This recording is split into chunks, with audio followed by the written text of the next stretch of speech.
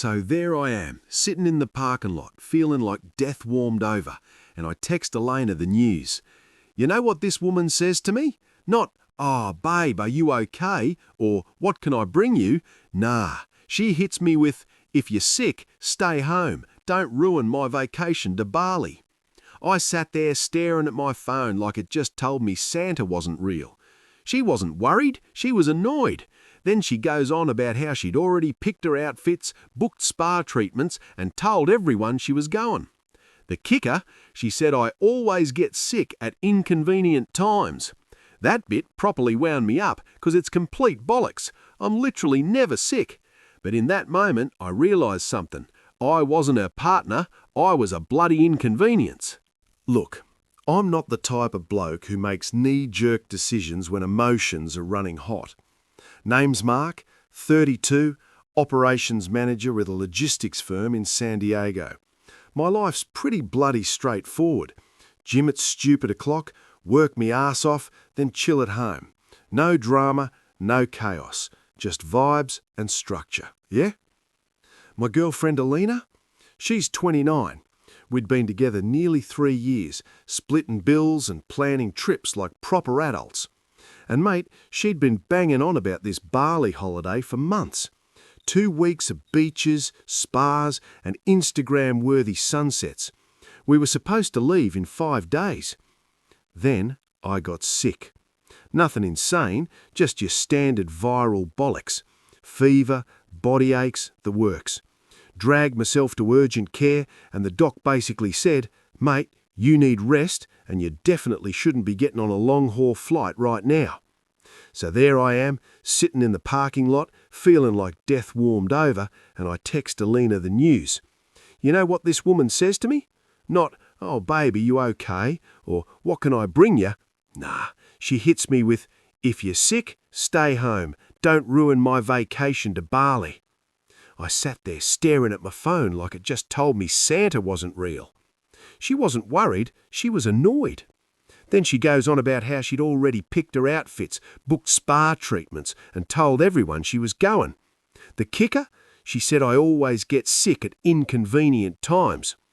That bit properly wound me up because it's complete bollocks. I'm literally never sick. But in that moment, I realised something. I wasn't her partner, I was a bloody inconvenience. So I replied with one word, okay. Not passive-aggressive, not dramatic, just done.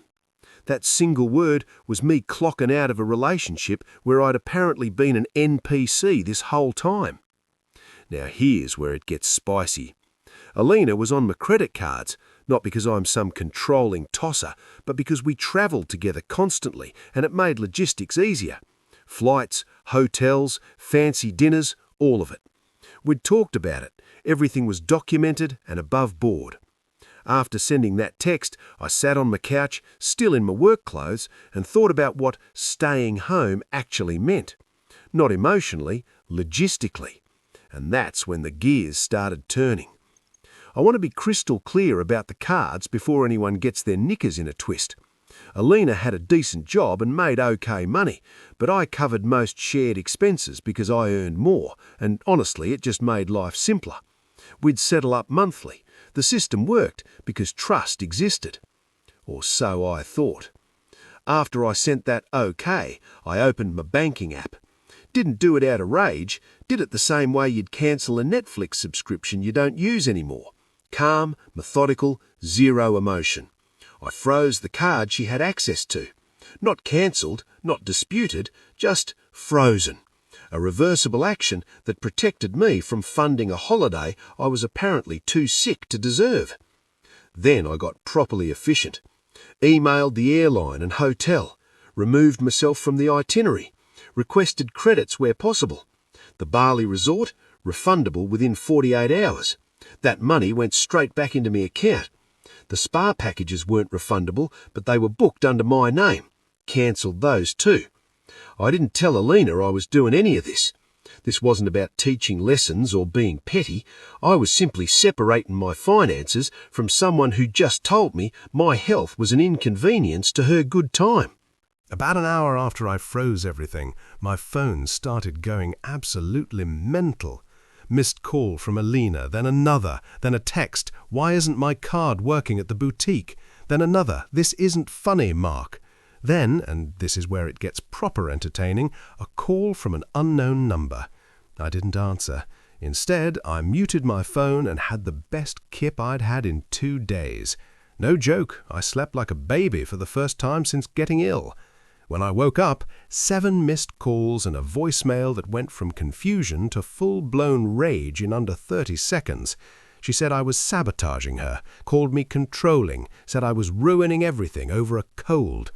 I didn't respond. What was there to say? I'd already said okay. Round 6 p.m. there's a knock at my door. Not a friendly knock, a coordinated one, the kind that says, "We mean business." I open it expecting Alina, but nah, it's her entire bloody family, mum, dad, aunt, younger brother, standing there like the world's most disappointed delegation. I didn't invite them in. I stepped outside and closed the door behind me. That alone seemed to properly wind them up. Her mum goes straight in. "Where's Alina? Why aren't her cards working?" Not, "How are you feeling?" or "Are you all right?" Just straight to the money. Her dad standing there with his arms crossed like this is a business negotiation. Her brother's pacing and checking his phone like he's got somewhere better to be. They told me Alina was hysterical, that she was downtown with her mates and suddenly couldn't pay for anything, that she was embarrassed, that I needed to fix it immediately. I told them, calmly, mind you, that Alina told me not to come on the trip if I was sick and that I agreed with her. I'd removed myself from the vacation and separated my finances accordingly. Her mum laughed, not like it was funny, but like she couldn't believe what she was hearing. She said couples don't do that to each other, that I was being petty and childish. Then she hit me with, "Real men take care of things." That's when it clicked. This wasn't just Alina being entitled, this was the whole bloody system that raised her. Her dad finally spoke up and asked if I understood how much money was already spent. I told him yes, because it was my money. That ended whatever illusion of calm was left. Her brother stepped forward, all puffed up, and said I was ruining his sister's life over a flu. I corrected him, said I was ending financial access after being told my presence was unwanted. Then they asked me to unfreeze the cards so she could finish her shopping and calm down, said we could talk later like adults. I said no. Honestly, I don't think anyone in that family had ever heard that word from someone they expected to just roll over. Her mum's face went proper hard. She said Alina loved me and I was punishing her, that this trip was important for her mental health, that I was being cruel. I told them the conversation was over and asked them to leave. Her dad warned me I was making a mistake. I went back inside and locked the door. 10 minutes later, my phone lit up again. This time it was Alina, and she wasn't crying anymore. She was absolutely fuming. When I answered, Alina didn't even say hello. She just started screaming. Said her family told her what I'd done and that I'd humiliated her in front of her friends, that people were staring while her transactions declined, that I blindsided her on purpose. I let her finish. I've learned people reveal who they really are when you don't interrupt.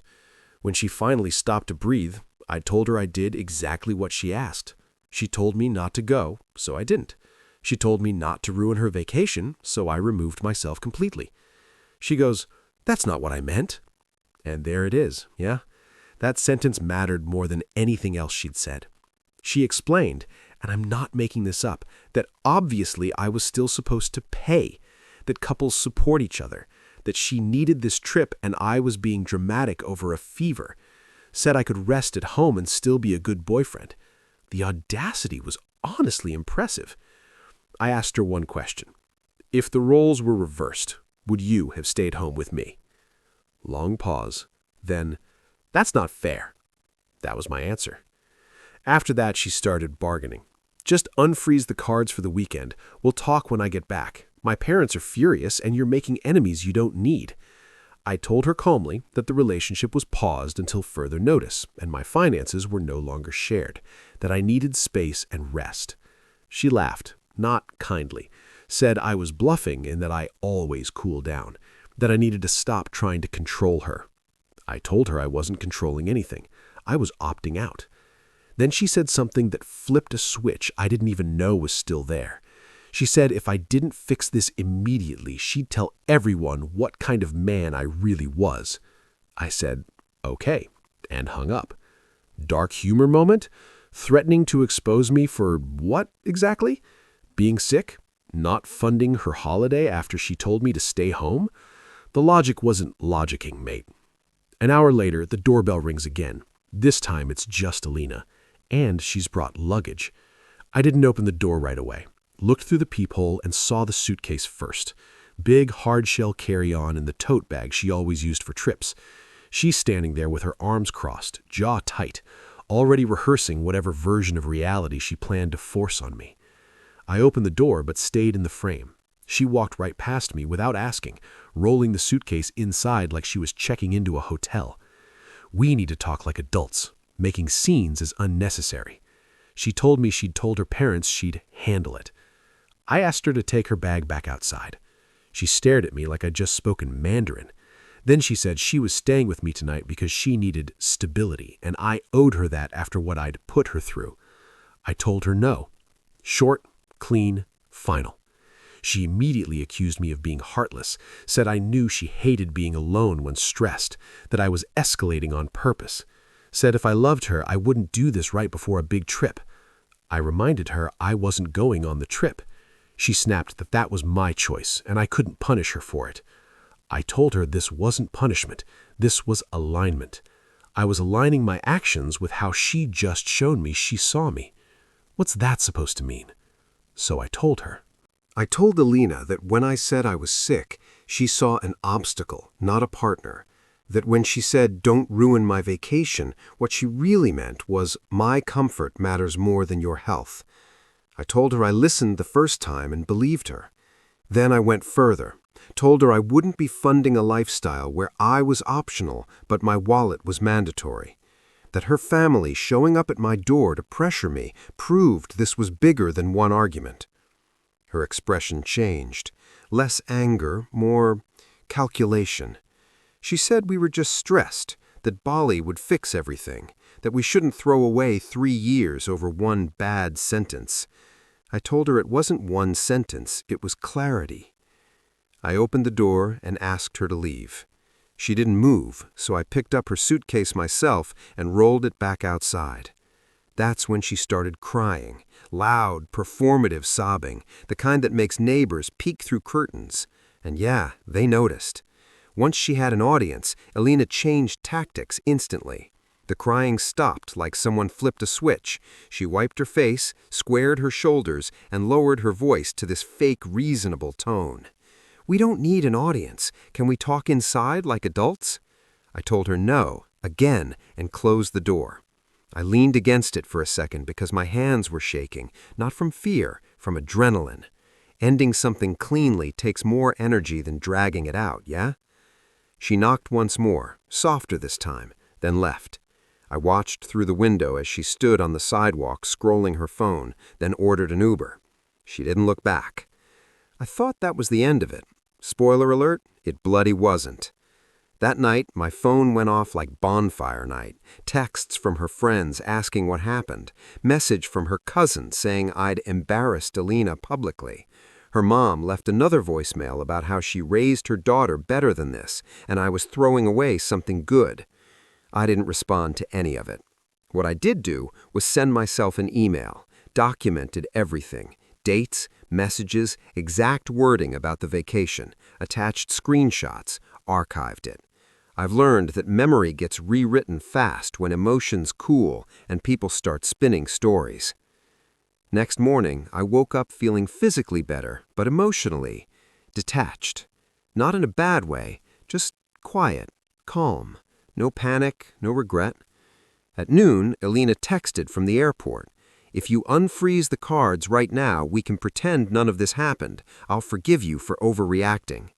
The audacity! She'd forgive me? For what exactly? Having boundaries? Not bankrolling someone who told me I was inconvenient? That message sealed it. I replied once, "Hope you enjoy your trip. I'll have your remaining things boxed when you return. We'll communicate by email only going forward. She responded with about 20 messages in rapid succession: anger, insults, blame, fear, the whole emotional spectrum in under 2 minutes. I muted the thread. 2 hours later, her dad emailed me directly. Different tone this time, polite, almost respectful.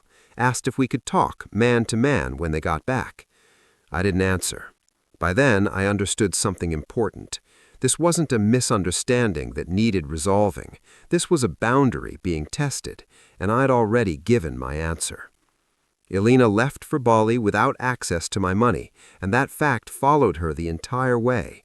I know because despite muting her, I still saw notification previews, complaints about hotels asking for deposits again, messages about tour operators needing payment confirmation, one text that simply said, "This is humiliating." I didn't respond, not once, because sometimes the most powerful thing you can say is absolutely nothing at all. The day Alina landed in Bali, her mom showed up at my door again. This time alone. No entourage, no theatrics, just a tight smile and a tone that assumed I'd cooperate because, I don't know, reasons? She asked if we could sit and talk. I said no and stayed on the porch. Not being a dick, just maintaining boundaries.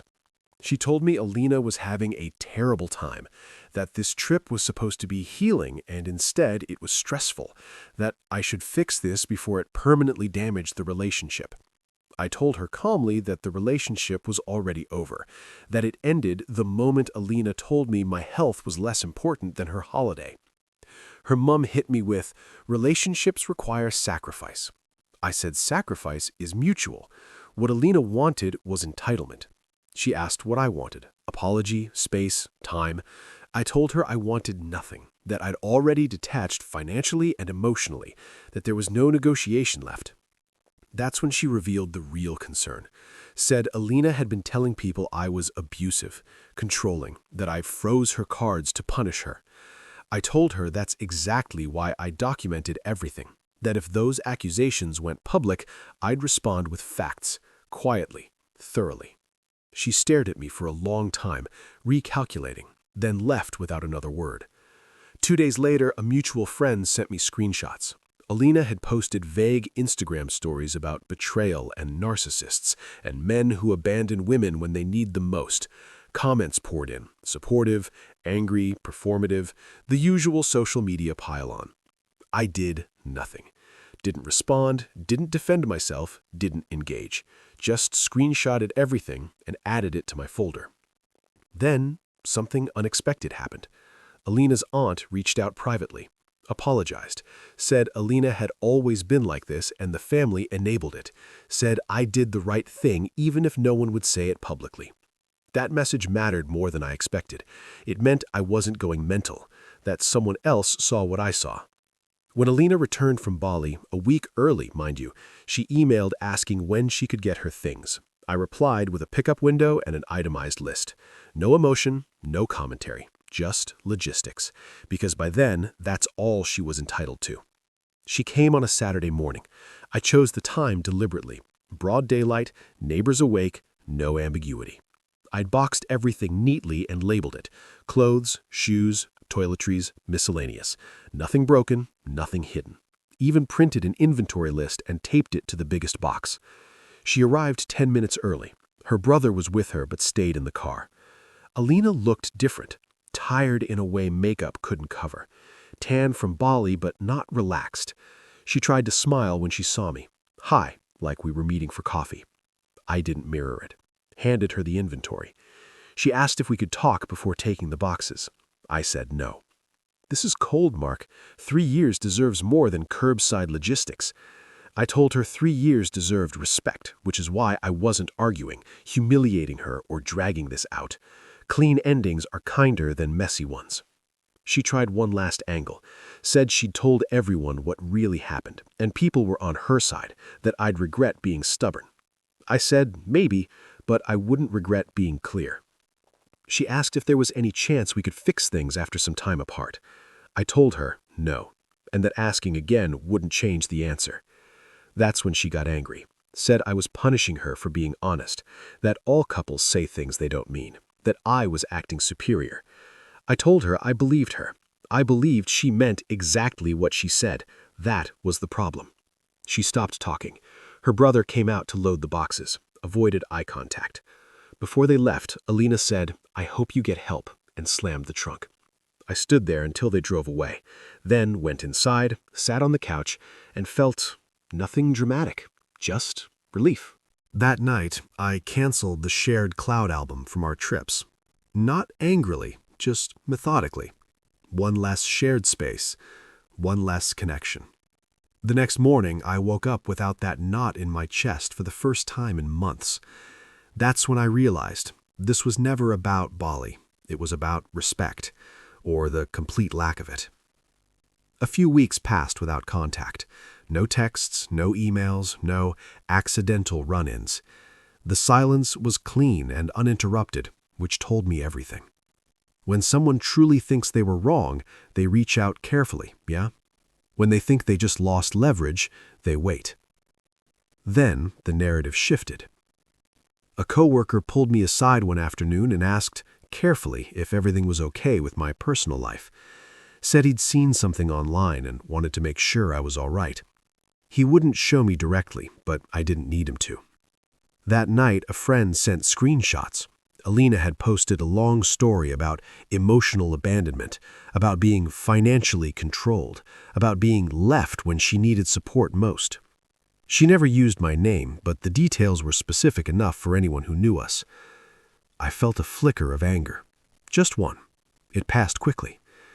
I forwarded the screenshots to the same folder as everything else. Then I sent one email, not to her, but to a lawyer I'd used years ago for a contract review. Asked a simple question about defamation and documentation. He replied the next morning, calm, reassuring, clear. I didn't need to threaten anything, just knowing my options was enough. 2 days later, Alina's posts disappeared. Her aunt texted me again, said the family had a conversation with her, that some lines had been crossed, that not everything needs to be shared publicly. I thanked her and wished her well. That was the last message I received from anyone connected to Alina. Life didn't magically improve overnight. I still got sick sometimes. Work was still stressful, but there was no longer that background tension, no walking on verbal eggshells, no silent expectation that my role was to absorb inconvenience quietly. One night, about a month later, I booked a short solo trip. Not Bali, just a quiet place up the coast. Ocean views, no itinerary, no pressure to perform enjoyment for someone else's Instagram. Sitting there watching the waves, I replayed the moment she said, "Don't ruin my vacation." And I realized something important. She didn't lose me when I froze the cards. She lost me when she told me exactly where I ranked. I just believed her the first time. It's been 6 months now. People still ask what happens sometimes, usually carefully, like they're handling something fragile. I keep my answer short. We wanted different things. True enough without inviting debate. Alina never reached out again. No apology, no final message, just silence. I think on some level she expected me to fold eventually, to miss her, to reopen the door once the shock wore off. I didn't. Not because I'm particularly strong or proud, but because once I saw the structure clearly, I couldn't unsee it. I've replayed the story in my head a few times, testing it for flaws. Could I have communicated better? Been softer? Explained more? The answer was always the same. Explanation wasn't the missing piece. Respect was. I didn't freeze her cards to punish her. I froze them because I listened. She told me my presence was optional, so I removed it. She told me my health was inconvenient, so I stopped offering myself as a resource. That's not cruelty, that's consistency. The most telling part wasn't what she said to me, it was what she expected afterwards. She expected access without accountability, support without consideration, partnership without reciprocity. And when that disappeared, the outrage came not from loss, but from entitlement. Since then, my life's been quieter.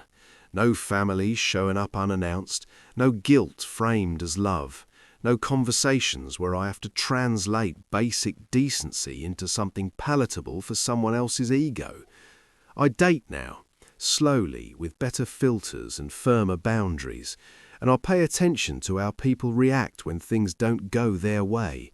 That's where the truth lives, innit? Looking back, there were signs I ignored. Not massive red flags, more like orange ones I told myself were just lighting issues. Like how Elena always needed everything her way during trips. If I suggested a restaurant, it was never quite right. If I wanted to sleep in, I was wasting the day. If I was tired, I was bringing down the vibe. I told myself she was just particular, passionate about experiences, but really, she was selfish and I was convenient. Or how she'd joke about me being low energy when I didn't want to go out after working 12-hour days. How she'd tell her friends I was boring when I preferred quiet nights in. Always with a laugh, always just joking, but the message was clear. I wasn't enough unless I was performing for her. The family thing should have been a neon sign.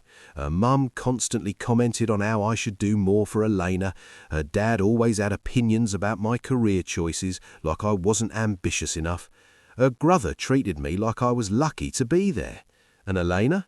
She never defended me, not once. She'd laugh it off or change the subject, but she never said, "Actually, Mark works his arse off," or "Back off, that's my boyfriend you're talking about." The money thing was another one.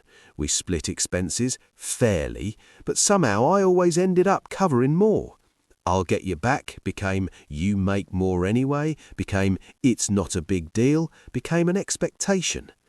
I'm not saying I was perfect. I probably should have spoken up sooner, set boundaries earlier, been clearer about what I needed.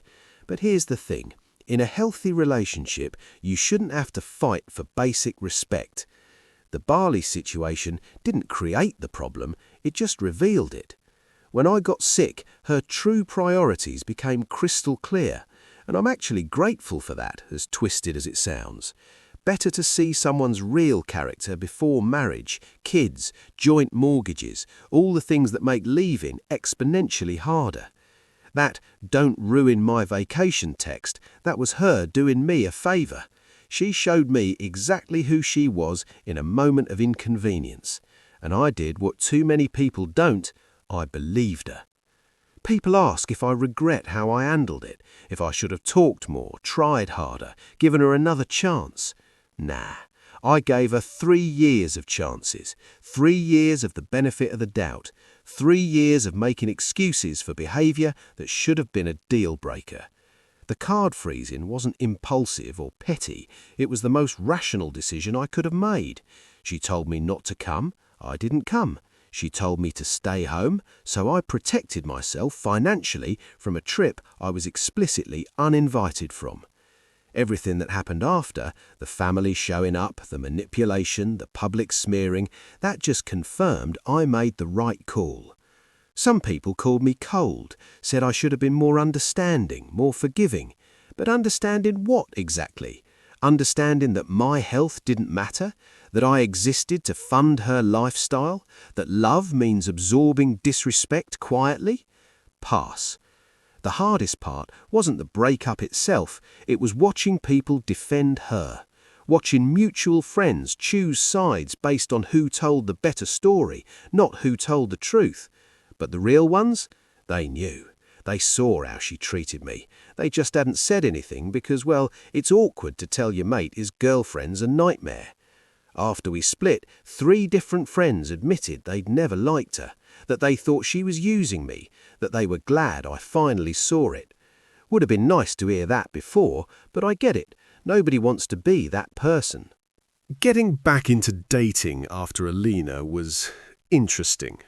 And by interesting, I mean absolutely mental. First date after the breakup, woman spent 45 minutes talking about her ex, then asked if I wanted to split the bill because equality. I paid anyway, old habits, but didn't call her back. Second date, she showed up an hour late, didn't apologize, and then got mad when I said I had to leave because I had work the next morning. Told me I was boring and couldn't handle a spontaneous woman. Dodged that bullet. Third date was actually decent until she asked how much I made. Like straight up, "What's your salary?" 10 minutes in. When I deflected, she said she needed to know if I was serious about my future. I got the bill, wished her well, and blocked her number in the car park. Dating apps are a wasteland, mate. Everyone's got the same photos, holding a fish at Machu Picchu with their best friends at a wedding. Bios that say, "looking for something real," while their entire profile screams, "I collect red flags." I'm not bitter, just realistic. After Alina, my tolerance for bollocks dropped to 0. I started paying attention to different things.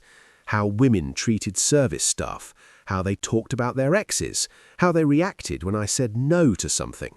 One woman asked me to pay for her mate's drinks on a first date, said it would be cute and generous. I said no. She called me cheap. I left. Another told me she didn't believe in traditional gender roles, but expected me to plan everything, pay for everything, and drive everywhere. When I pointed out the contradiction, she said I was taking things too seriously. I wasn't. I was just noticing patterns. The best dates were the ones where we split the bill without making it weird, where conversation flowed both ways, where "I'm not feeling this" was met with "fair enough, take care" instead of a tantrum. Those were rare, but they existed. I went on a date with a woman named Sarah about 4 months after the split. She was a teacher, funny, normal. We grabbed coffee, talked for 2 hours, and it was easy. No games, no testing, no weird power dynamics. Second date, she asked how my last relationship ended. I gave her the short version. Girlfriend told me not to ruin her vacation when I got sick. I took her seriously. We broke up. Sarah just nodded and said, "Good for you." Not, "What did you do to make her say that?" Or maybe she was just stressed. Just, "Good for you." We dated for a few weeks. It didn't work out long term, different life goals, but we ended it like adults. No drama, no public posts, no family intervention. Just, "This isn't quite right." And "I agree." That's when I knew I'd leveled up. Because the bar wasn't find someone perfect, it was find someone who treats you like a human being. Sounds depressing, but it's actually liberating. Once you stop accepting disrespect disguised as love, the dating pool looks completely different. I'm not in a rush now. I'd rather be single than settle for someone who sees me as a convenience. And honestly, single life's not bad. I've got mates, hobbies, a career I don't hate. I travel when I want, eat what I want, make plans without checking if they'll ruin someone's vibe. Is it lonely sometimes? Yeah, but it's a different kind of lonely. It's the kind you choose, not the kind you endure while sitting next to someone who doesn't actually like you. People say you'll find someone when you stop looking. I don't know if that's true, but I do know this. I'd rather be alone than be with someone like Alina ever again. And if that means I'm single for a while, so be it. About 8 months after the breakup, I ran into Alina's best mate, Jessica, at a coffee shop. Awkward doesn't even begin to cover it. She saw me, hesitated, then walked over anyway. "Hey, Mark, can we talk for a second?" I wasn't keen, but I'm not a tosser. "Sure." She sat down without ordering anything and said, "I owe you an apology." Wasn't expecting that. She told me that after Alina came back from Bali, the whole friend group got the Mark is abusive and controlling story. Said I'd financially manipulated her, isolated her, and abandoned her when she needed me most. Jessica believed it at first. They all did. But then the cracks started showing.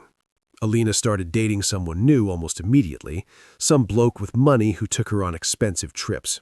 Within 3 months, she was posting the same Bali content she'd accused me of ruining. Then she did it again. Got sick right before a trip with new boyfriend, and he suggested postponing. She absolutely lost it on him, called him unsupportive, accused them of not caring about her needs. Jessica and the others watched it happen in real time. That's when they realized it wasn't me, it was her.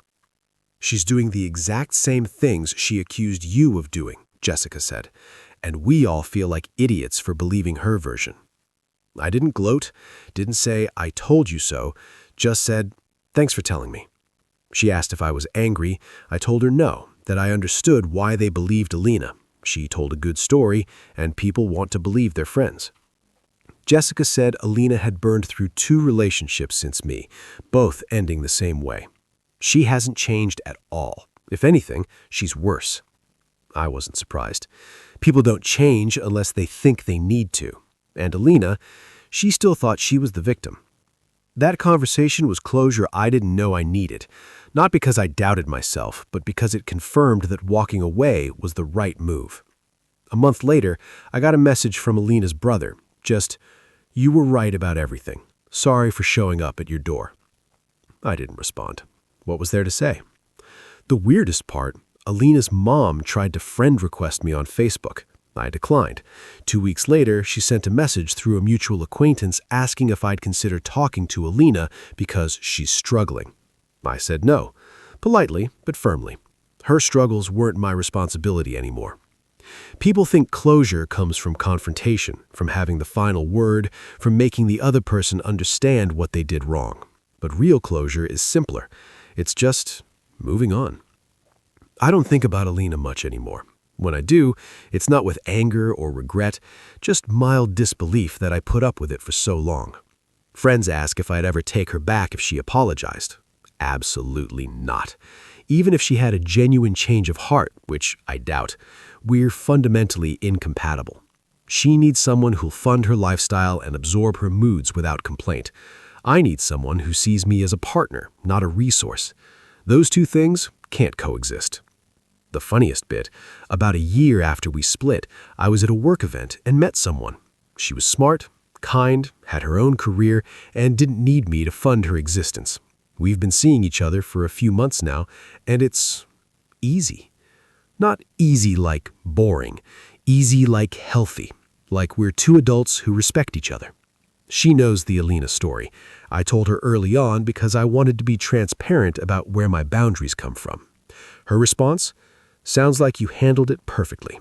No drama, no accusations, no, but did you really need to freeze the cards? Just understanding. That's when I knew I'd actually moved on. Because I wasn't comparing every woman to Alina. I was comparing every relationship to the standard I should have had all along. If there's one thing I've learned from this absolute circus, it's this. When someone shows you who they are, believe them. The first time. Not the second time after they've apologized and promised to change. Not the third time after you've given them another chance. The first time. Alina told me exactly who she was when she said, "Don't ruin my vacation." She told me my health didn't matter, that I was an accessory to her life, not a partner in it, that she expected me to fund her dreams while staying quietly in the background. I just had the good sense to believe her. People love to romanticize relationships. Fight for love. Relationships take work. Nobody's perfect. And yeah, all of that's true to an extent. But there's a difference between working through normal couple stuff, disagreements about money, where to live, whose family to visit for Christmas, and accepting fundamental disrespect. If your partner treats you like an inconvenience when you're sick, that's not a rough patch, that's a character flaw. If your partner's family shows up at your door to pressure you into compliance, that's not concern, that's control. If your partner threatens to smear your reputation when you set boundaries, that's not love, that's manipulation.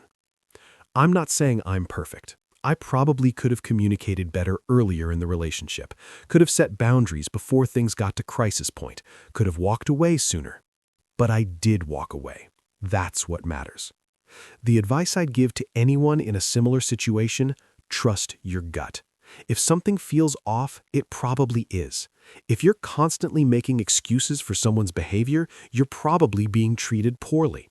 And if someone tells you to stay home because you're inconvenient, stay home. Permanently. Freezing those cards wasn't revenge, it was self-preservation. It was me finally putting myself first after 3 years of being background noise in someone else's main character story. Would I do anything differently? Honestly, I'd have left sooner. The Bali incident was just the most obvious example of a pattern that had been there all along. But I don't regret how I handled the end. Clean, documented, final. No room for manipulation or rewriting history. Some people called it cold. I call it clarity.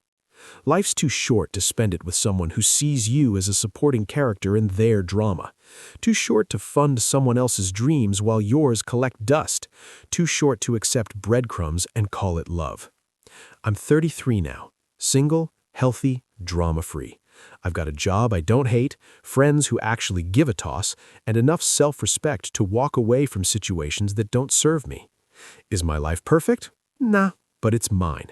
And nobody's telling me I'm ruining their vacation. The relationship with Alina taught me what I don't want, and sometimes that's more valuable than knowing what you do want. I don't want someone who sees illness as inconvenience. I don't want someone whose love is conditional on my usefulness. I don't want someone who runs to their family instead of communicating with me. I want a partner, an actual partner. Someone who shows up when things get hard, not just when things are Instagram-worthy. And I'd rather be single until I find that than settle for anything less. So yeah, that's the story. Girl told me to stay home. I did, and I froze the cards that were funding her holiday. Her family lost their minds. She tried to destroy my reputation, and I just moved on. No dramatic revenge, no public call-outs, just quiet boundaries and consistent follow-through. Turns out the best revenge really is living well, or in my case, just living peacefully. To anyone reading this who's in a similar situation, you're not crazy, you're not overreacting, and you deserve better. When someone tells you who they are, believe them, then act accordingly. Your future self will thank you.